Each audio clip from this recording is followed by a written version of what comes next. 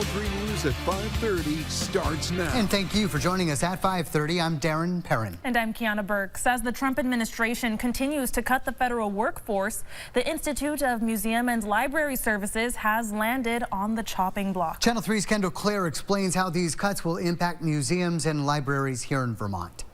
When you're talking about 0.0046% of the budget to an agency that promotes resource sharing and, having impacts on our communities that are huge, that's really sad to think about.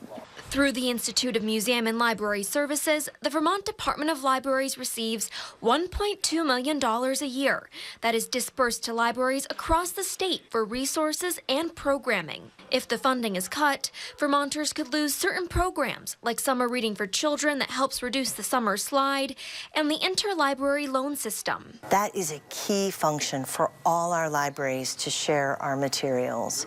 We can't all have every book. We have to share them. And that is such an efficient, economic way of sharing materials. If that goes away, that would be devastating. The Vermont Library Association says the loss of library functions would also negatively impact our democracy. Free access to information, having an informed citizenry is really what our country is about. Libraries here across Vermont aren't the only ones experiencing funding cuts.